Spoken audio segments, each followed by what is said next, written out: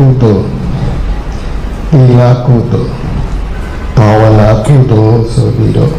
ဘုရားဘာသာမှာဘုရားဘာသာဝင်ပြီးလိုက်တာကျင့်သုံးဖို့အတွက်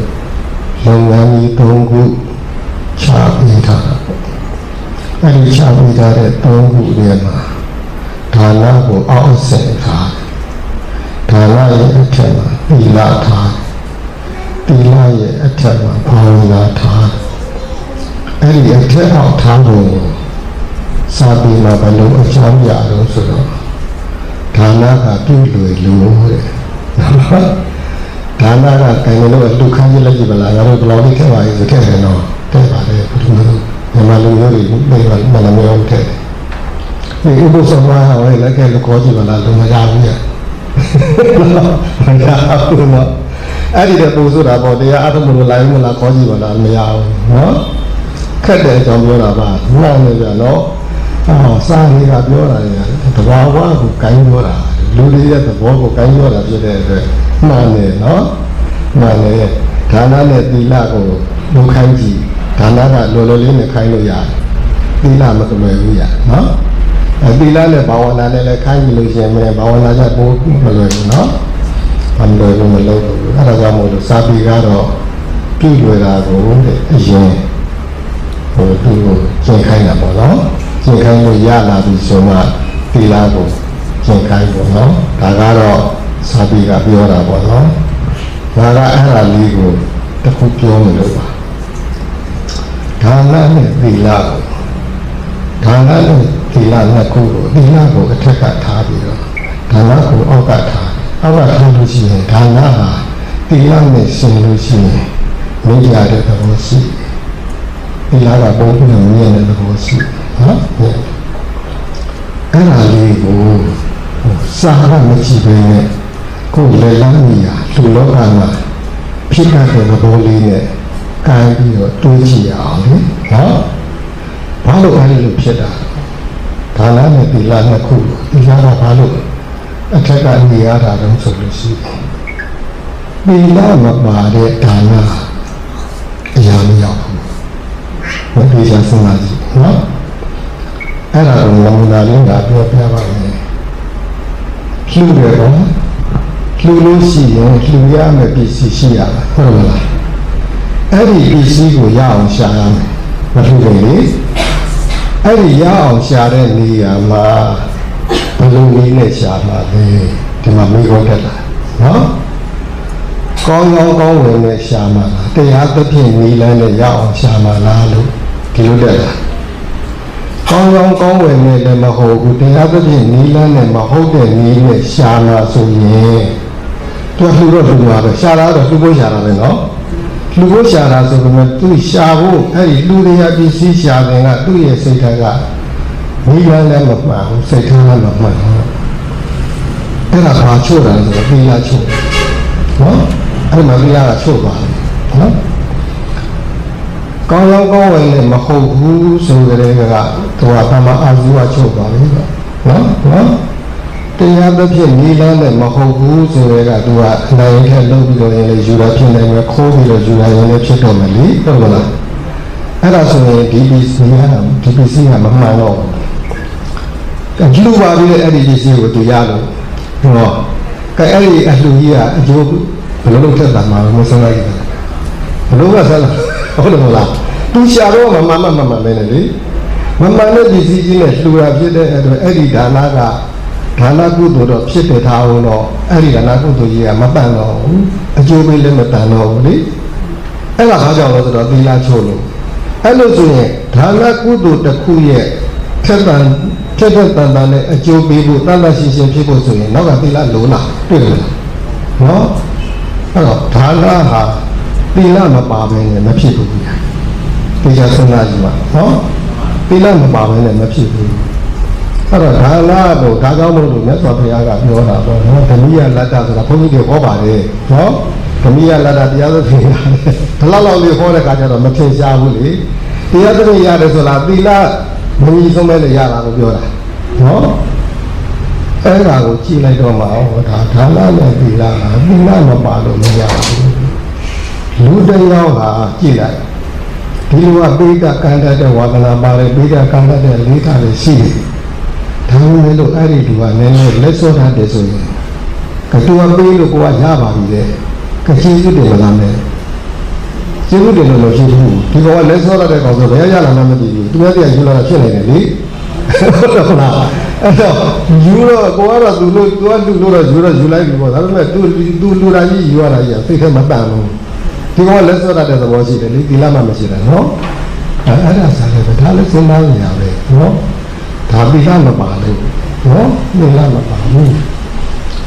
ဘူးယူပြီးတော့ထူတာလည်းရှိတယ်ဒါငါတို့ကခဏနဲ့ကြော်ရပါမယ်ငါတို့ရမှာကျုံတော့ပြောပါဦးမယ်ငါတို့ရမှာအကြောင်းပြင်ဖို့ဒါရေးစတဲ့လူခံရတာငါကလူခံရတာကြတော့အဲဒီကောင်တော့ကလည်းသူကတိကကလောက်တာမဟုတ်ဘူးနောက်တစ်ခါကျတော့သူမိုးနေတာဘုန်းကြီးတို့တော့ပြီးတော့ပြောတာမဲ့ကြောပါဘလို့ငါတို့ဘိုင်းလောက်ကြမှာဘာညာဆိုဟာအဲ့ဒါဆိုလူမကွာဆိုပြီးတော့အဲ့ကြတော့အများကြီးထားလို့လားအများကြီးထားဘုန်းကြီးတို့သွားလူကလည်းကကျတော့မုန်းမှုနဲ့ရမ်းမယ်အများကြီးထားလို့လားအဲ့ဒါမျိုးတွေလည်းကြောရတယ်နော်အဲ့ဒါလည်းကြောရတယ်နောက်တစ်ခုမင်းတို့ကြားဖို့မဟုတ်ပါဘူးဘုရားကပြောတော့ကကြားဖို့တာပြောပြပါရန်ကုန်တက္ကသိုလ်ကြီးတီထောင်တော့ဒါအင်္ဂလိပ်လိုတက်ကတီထောင်တာနော်တက္ကသိုလ်ကြီးကလမ်းရဲ့တောင်ဘက်မှာလေတို့ဒီလမ်းတောင်မှာတက္ကသိုလ်ဓမ္မယုံဆိုတာရှိတယ်လေအဲ့ဒီတက္ကသိုလ်ဓမ္မယုံကြီးတိဆောက်ဖို့အတွက်အလှခံတဲ့ကကတော့တိုးဘက်ကတောဘက်သေးတယောက်ကလှူတာဗျအဲ့ဒီကောင်ကတယောက်တူးတဲ့လှူတာနော်သူ့တော်တာပေါ်ပြီးတာအဲ့ဒီဓမ္မယုံလှူတဲ့အတွက်ဓမ္မယုံပြီးတာပေးပါတော့လူတဲ့အချိန်မှာညနေပဲကွာလူခံတဲ့ကောင်တွေကအဲ့ဒီတက္ကသိုလ်ကအရာရှိတွေအပါလူခံတဲ့အချိန်မှာတော့လည်းနည်းနည်းမူးနေတာတောက်တာတော့ဆိုတော့လူမလားလို့ဆိုတော့လူမယ်လို့ဆိုရင်အဲ့လူမဆိုလို့ကျစာရုပ်စာနဲ့လက်မထိုးဆိုတော့တော့လက်မထိုးလူကအများကြီးလူရတာဟုတ်ညနေတော့လူက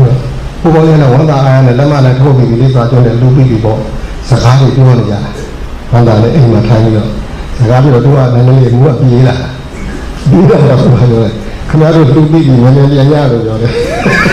ကျွန်တော်မောပြီးရင်မလူပြပဲလေလေအမှုကြီးမလူပြပဲလေလေမြန်မြန်ရလို့ပြောလို့ပြန်လို့လည်းပြန်လာမြန်မြန်ပြန်လာခဲ့ရတာလေနော်အဲ့ဒါမျိုးတွေလည်းပဲရှိပါတယ်လောကမှာဒါမင်းတို့တွေ့ရမတွေ့ဘူးမှာပါမင်းတို့ကဟာတယ်မတွေ့မှာပါနော်အဲ့ဒါမျိုးအလှူရာတွေလည်းပဲရှိပါတယ်နော်ဟောအဲ့ဒါလည်းဟောလို့အရာမှာစကပုံရှိပါတယ်တကြီးတွေကရွာသားကောင်းမှုဆိုတာလေဒါလည်းလှူရာပဲလေလှူတော့လှူတာပဲလေဒါပေမဲ့ကောင်းမှုရွာသားကောင်းမှုနဲ့လှူတာဟုတ်တာကြီးဟုတ်တယ်မလားအဲ့ဒါတွေကတေချာကြည့်လိုက်တဲ့အခါကျတော့သူကသိလားချိုးတာပါဟဲ့နော်သိလားချိုးတာတော့တရားသဖြင့်ရလာတဲ့ပစ္စည်းကို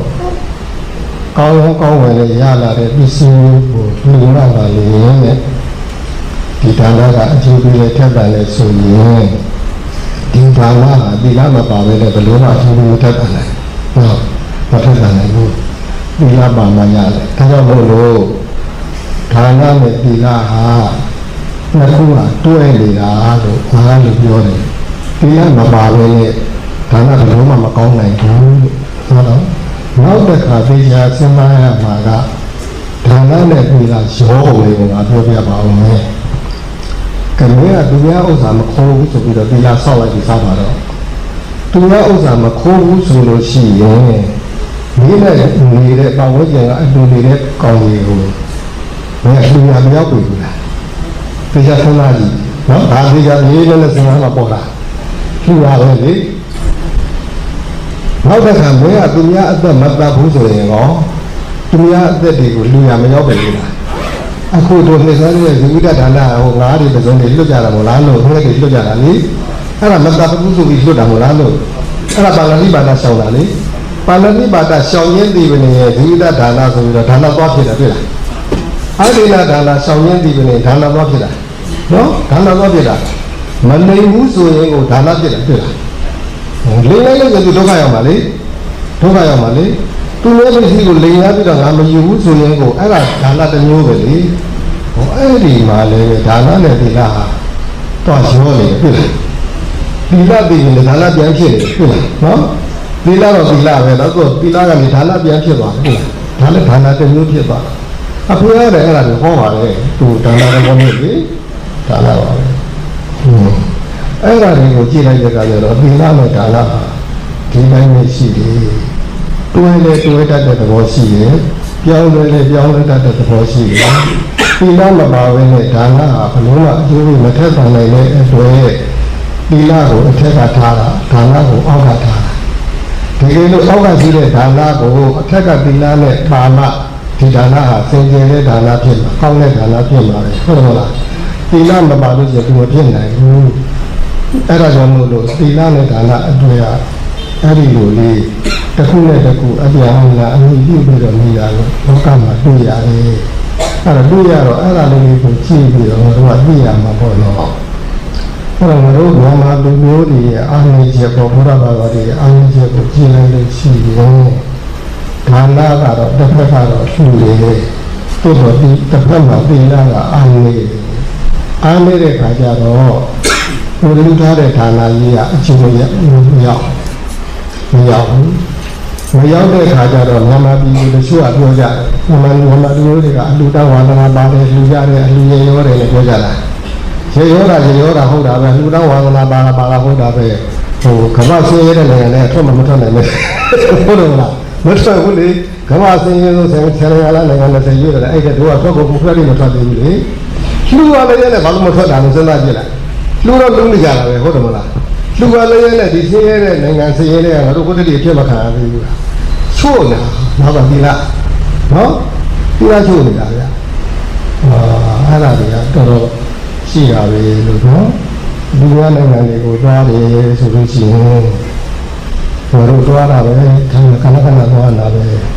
ဘာပြောက်တယ်ညာပြောက်တယ်ဆိုလို့ရှိမှမရှိဘဲနဲ့နော်တို့ဒီလိုရှိအောင်မှာအထိုင်ထဲဝင်နေရင်ဒီကခဏမရှိတော့နော်ဆိုင်ဝယ်ကြီးချွတ်တယ်ဘာမှလာတော့ဆိုင်ကလည်းဘာလို့အုပ်ထုတ်ပါလားဒီမှာဟိုဈေးဝယ်ဆိုင်ကရပြီးဈေးဝယ်ရလာအုပ်ထုတ်ကမရှိဘူးဆိုကြတယ်အဲ့ဒါကြီးအများကြီးပဲချို့တယ်တော့အဲ့ဒါကြောင့်မလို့နောက်ကသီလကမကူရင်ရှေ့ကဒါနကအာမတန်လို့ရှိရင်ဒါနရဲ့အကျိုးကမပေါ်လို့ဘူးအဲ့ဒါမပေါ်လို့လားသီလချို့လို့ပဲတို့မှာအဲ့ဒါအာမေချက်ကအဲ့ဒါလေးပဲအဲ့ဒါရှိတယ်အဲ့တော့ဒါနအကျိုးကိုပေါ်လုံးနဲ့အကျိုးပေးစေချင်လို့ရှိရင်တော့သီလပါဖို့လိုတယ်နော်သီလစင်ကြယ်ဖို့လိုတယ်အဲ့ဒါမှပါလေဘုရားဒါနအကျိုးကိုရမှာအဲ့ဒါဆိုလို့ရှိရင်ဒါနဟာနိဗ္ဗာန်ရောက်ကြောင်းလို့ဘုန်းကြီးနာမည်ဆိုတော့ဟောကြတာပေါ့နော်တကယ်တော့နိဗ္ဗာန်ရောက်ကြောင်းမဟုတ်ဘူးဗျာဒါနဟာလူတွေတယောက်နဲ့တယောက်တင်းတင်းမြတ်မြတ်ချမ်းသာသာနဲ့နေနိုင်အောင်သူကထောက်ပြီးတဲ့ပစ္စည်းတစ်ခုကူးပြီးတဲ့ပစ္စည်းတစ်ခုတရားတစ်ခုပဲနော်ကူးပြီးတာအဲ့ဒီလိုဒါနလေးနဲ့ထိန်းထားလို့